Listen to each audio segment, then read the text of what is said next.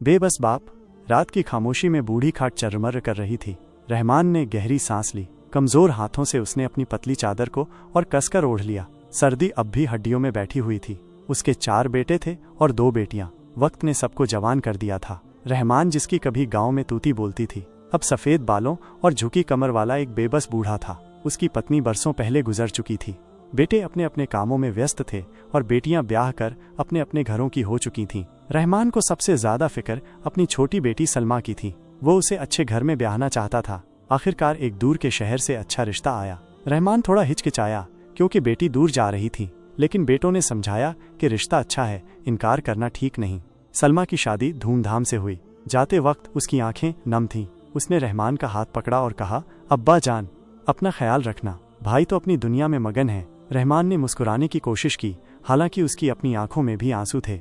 सलमा के जाने के कुछ महीने बाद रहमान के बेटों ने अपनी पत्नियों को घर बुला लिया। तीनों बहुएं पढ़ी लिखी और अच्छे घरों से थीं।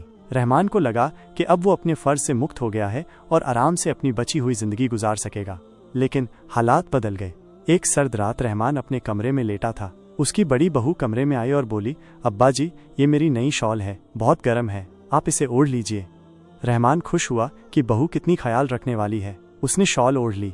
अगली सुबह जब रहमान उठा तो उसे ठंड लग रही थी। उसकी पुरानी चादर गायब थी। उसने बहू से पूछा तो वो बोली, अब्बा जी, रात को मुझे ठंड लग रही थी तो मैंने आपकी चादर ओढ़ ली। आप तो इतने मोटे हैं, आपको क्या ठंड लगेगी।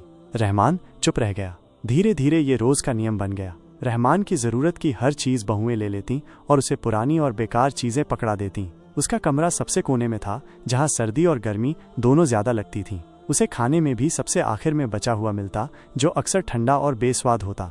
रहमान अपने बेटों से शिकायत करना चाहता था, लेकिन वे अपनी पत्नियों के आगे कुछ नहीं बोलते थे। उन्हें लगता था कि उनके अब्बा तो हमेशा शिकायत ही करते रहते हैं। एक दिन रहमान बीमार पड़ गया। उसे तेज बुखार था और वो बिस्तर से उठ भी नहीं पा रहा था। उसने अपनी बहुओं को आवाज दी, लेकिन कोई नहीं आया। दोपहर तक जब उसकी हालत और बिगड़ने लगी तो पड़ोस की एक बुढ़िया, जिसने रहमान की आवाज सुनी थी, उसके घर आई। उसने रहमान को देखा तो तुरंत पानी गर्म किया और उसे दवा दी। जब रहमान के बेटे शाम को घर लौटे तो बुढ़िया ने उन्हें सब कुछ बताया। बेटों को गुस्सा आया, लेकिन अपनी पत्नियों पर नहीं, बल्कि अपने बूढ़े बाप पर। उन्होंने रहमान को डांटा कि वो हमेशा बीमार रहने का नाटक करता है और उनकी पत्नियों को परेशान करता है। रहमान का दिल टूट गया। उसे अपनी बेटी सलमा की बहुत याद आई। काश वो यहाँ होती तो उसका ख्याल रखती। दिन बीतते गए और रहमान की हालत और खराब होती गई। बहुओं का व्यवहार भी और रूखा होता गया। उन्हें लगता था कि ये बूढ़ा आदमी बस उनके आराम में खलल डालता है। एक रात तेज बारिश हो रही थी और बिजली भी चली गई थी। रहमान के कमरे की छत टपक रही थी और वो ठंड से कांप रहा था। उसने मदद के लिए आवाज दी, लेकिन कोई नहीं आया। पूरी रात वो भीगी हुई चारपाई पर ठिठुरता रहा। अगली सुबह पड़ोस की बुढ़िया फिर आई। उसने रहमान की हालत देखी तो उसकी आंखों में आंसू आ गए। उसने रहमान के बेटों को बुलाया और उन्हें खूब खरी खोटी सुनाई, लेकिन उन पर कोई असर नहीं हुआ। बुढ़िया ने रहमान से कहा, तुम चिंता मत करो बेटा, मैं तुम्हारी बेटी को खबर भेजती हूँ। कुछ दिनों बाद सलमा अपने पति के साथ गांव वापस आई। उसने अपने बाप की हालत देखी तो उसका कलेजा फट गया। वह अपनी भाभियों पर खूब बरसी और अपने भाइयों को भी खूब सुनाया। सलमा रहमान को अपने साथ शहर ले गई। वहां उसने अपने बाप का अच्छे से इलाज करवाया और उनकी खूब सेवा की। रहमान धीरे धीरे ठीक हो गया। शहर में रहमान खुश था। उसकी बेटी और दामाद उसका बहुत ख्याल रखते थे। उसे अपने बेटों और बहुओं की याद तो आती थी, लेकिन उनके बुरे बर्ताव को याद करके उसका मन दुखी हो जाता था। एक दिन रहमान ने सलमा से कहा, बेटी, अब मैं ठीक हूँ, क्या मैं एक बार अपने गांव जाकर अपने बेटों से मिलाऊं? सलमा थोड़ा हिचकिचाई, लेकिन अपने बाप की इच्छा को टाल नहीं सकी। वो रहमान को लेकर गांव गई। गांव पहुंचकर रहमान अपने घर गया। उसके बेटों और बहुओं ने उसे देखकर हैरानी जताई, लेकिन उनके चेहरे पर कोई खुशी नहीं थी। उन्होंने उससे ठीक से बात भी नहीं की।